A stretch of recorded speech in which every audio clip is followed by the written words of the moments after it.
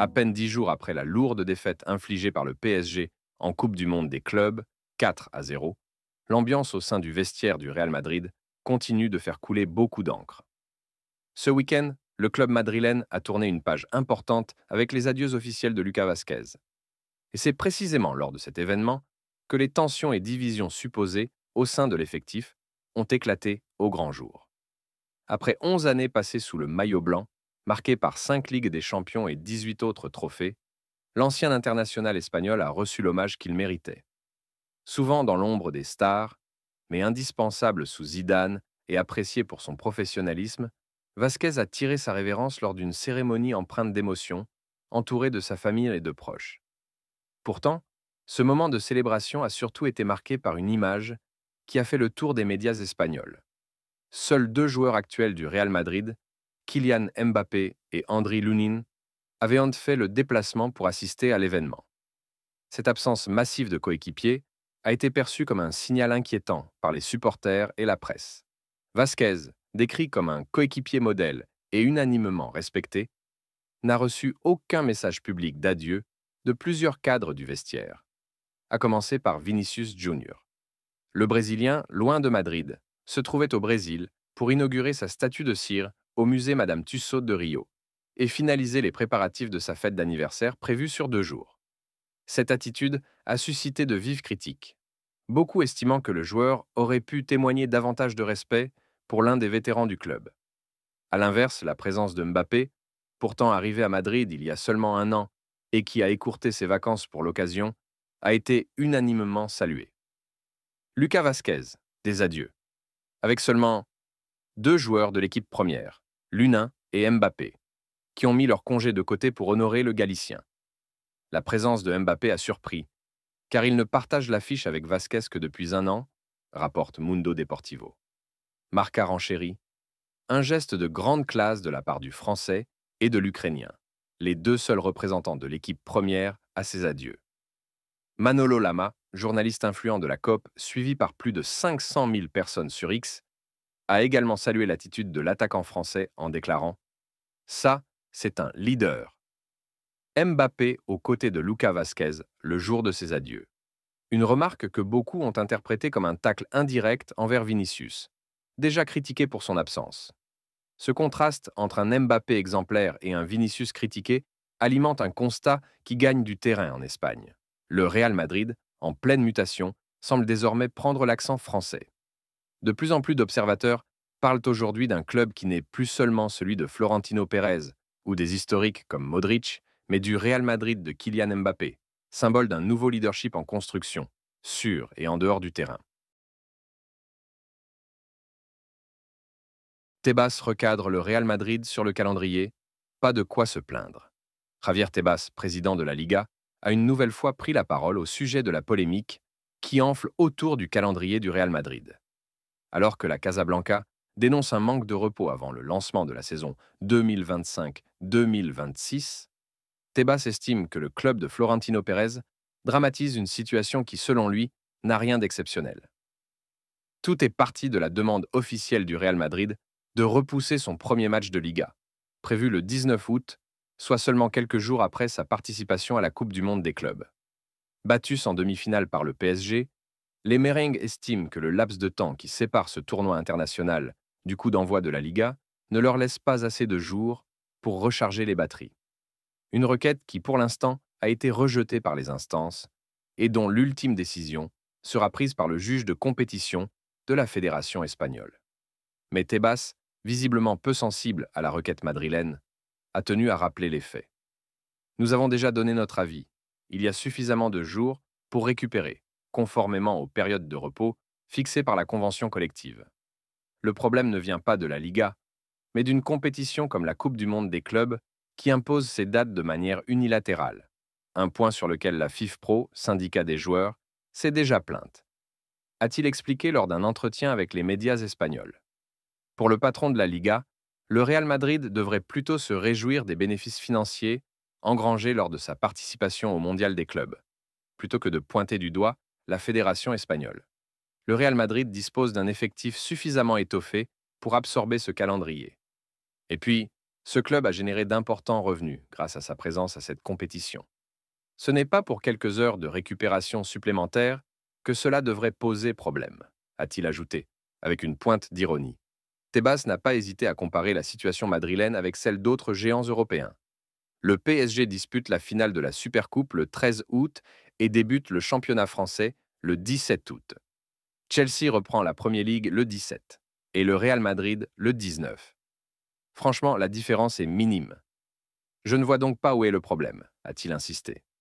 Cette sortie du président de la Liga met en lumière les tensions récurrentes entre le Real Madrid et les instances espagnoles, souvent accusées par Florentino Pérez et ses dirigeants de ne pas protéger les clubs engagés dans des compétitions internationales. Pour Tebas, le débat est pourtant clos. Le calendrier est serré pour tout le monde, et le Real Madrid n'a qu'à faire avec. Le juge de compétition de la fédération devra toutefois trancher dans les jours à venir. En cas de refus définitif, le Real Madrid devra bel et bien entamer sa saison le 19 août sans délai supplémentaire. Une rentrée express qui risque de laisser un goût amer à Carlo Ancelotti, déjà confronté à plusieurs blessures dans son effectif après un été éprouvant. Les tensions commencent déjà à poindre au Real Madrid entre Xabi Alonso et sa direction, à peine quelques semaines après son arrivée sur le banc merengue. L'entraîneur espagnol, fraîchement intronisé, souhaiterait que son club se renforce encore au milieu de terrain, afin de lui permettre de bâtir une équipe capable de rivaliser sur tous les fronts. Mais du côté de la direction, Florentino Pérez reste inflexible. L'été a déjà été coûteux, et les caisses ne s'ouvriront plus. Sauf pour une cible bien précise. Selon Mundo Deportivo, le président du Real Madrid a fait passer un message très clair à son nouvel entraîneur. Pas de folie sur le marché, sauf pour Rodrigo. Comprenez ici Rodri, l'indispensable sentinelle de Manchester City et véritable plaque tournante de l'équipe de Pep Guardiola. Le boss madrilène ne verrait d'intérêt à dépenser une somme colossale que pour ce joueur précis, considéré comme le seul milieu capable de transformer l'entrejeu madrilène en une machine de guerre.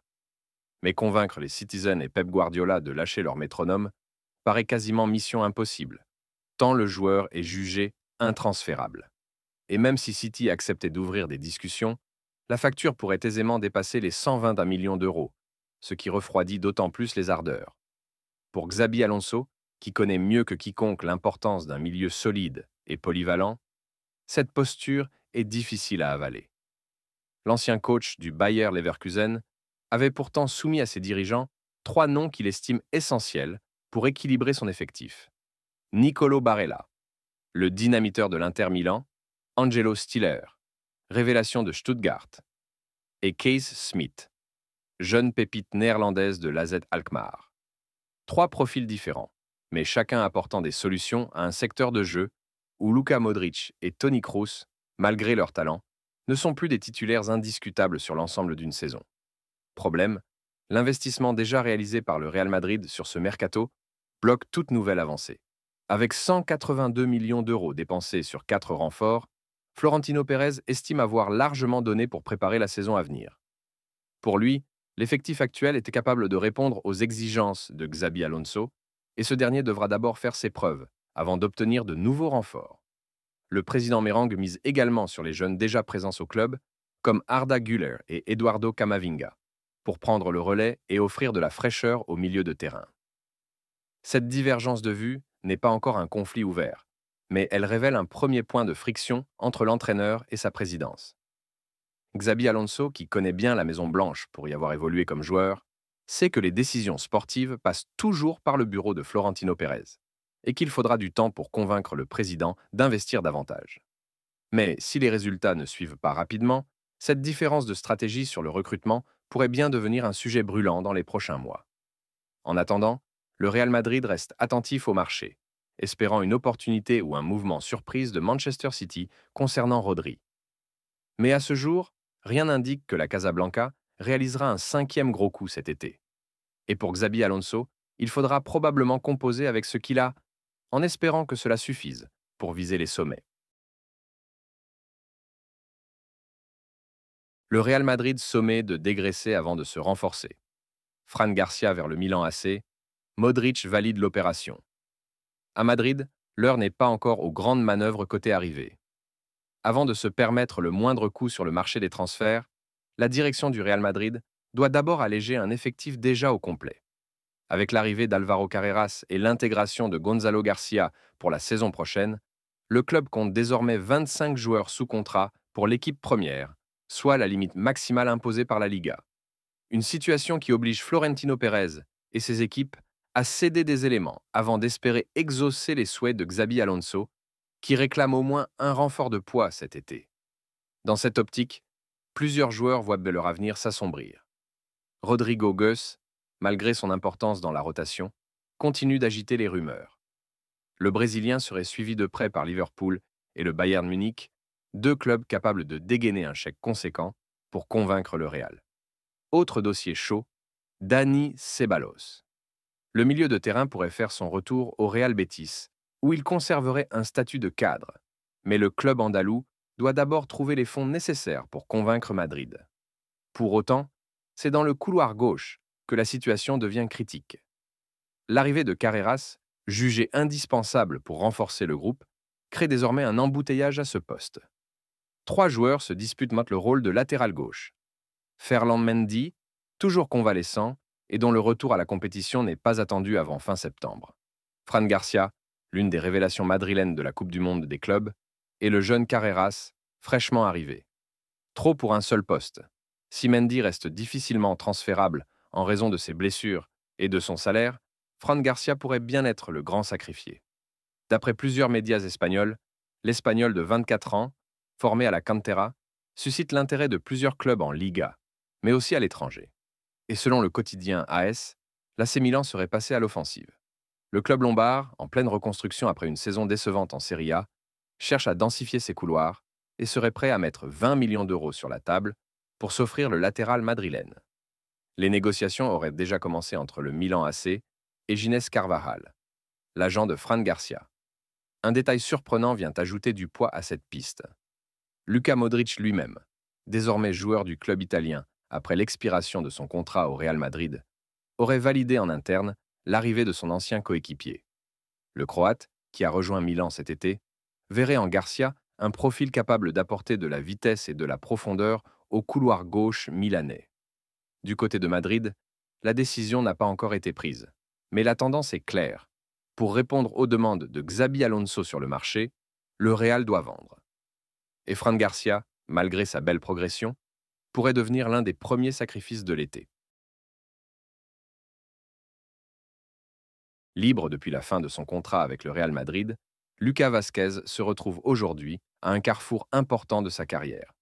À 34 ans, après avoir passé plus d'une décennie au plus haut niveau avec le club madrilène, le joueur galicien pourrait bien s'engager vers un nouveau défi dans un autre championnat. Plusieurs formations ont déjà manifesté leur intérêt pour l'expérimenté ailier, et parmi elles, deux cadors italiens semblent particulièrement sérieux. La Serie A, réputée pour son mélange d'expérience et de tactique, pourrait ainsi être le prochain terrain de jeu pour Lucas Vázquez. Hier, à Valdebebas, le Real Madrid a rendu un hommage à son fidèle serviteur au cours d'une cérémonie intime, organisée au sein des installations du club. Ce moment fort a marqué la fin officielle d'une ère, celle d'un joueur qui a su s'imposer malgré la concurrence féroce, notamment sur le flanc droit du terrain. Vázquez a porté les couleurs meringues avec fierté et détermination, et son départ laisse un vide certain dans l'effectif madrilène. Côté Italie, l'AC Milan figure en tête des clubs intéressés. Le club lombard, en quête de renfort pour son couloir droit, voit en Lucas Vázquez une option particulièrement attrayante. L'expérience accumulée par le Galicien dans des compétitions d'élite, notamment la Ligue des Champions, fait de lui une valeur sûre. Sa polyvalence, capable d'évoluer aussi bien à droite qu'à gauche, et son professionnalisme reconnu, renforcent son attractivité. Selon les médias transalpins, Lucas est inscrit sur la liste des cibles milanaises. Bien qu'il ne soit pas la priorité absolue, son profil est perçu comme une opportunité intéressante, surtout si le joueur accepte de revoir ses prétentions salariales à la baisse. Si le transfert venait à se concrétiser, cela permettrait également à Vázquez de retrouver Luka Modric, son ancien coéquipier au Real Madrid, aujourd'hui également à Milan. De son côté, la Juventus suit attentivement le dossier. En quête de solution pour son aile droite, la vieille dame a inscrit le nom de Lucas Vázquez sur sa shortlist. Cependant, d'après les informations provenant d'Italie, le club turinois ne le considère pas comme une cible prioritaire. Vasquez serait davantage envisagé comme une alternative à activer en fonction de l'avancée d'autres négociations sur le marché des transferts. Néanmoins, des premiers échanges auraient déjà eu lieu entre l'entourage du joueur et la Juventus, preuve que l'intérêt est réel et que le club garde cette option ouverte. Pour l'heure, Lucas Vasquez garde le silence quant à la suite de sa carrière.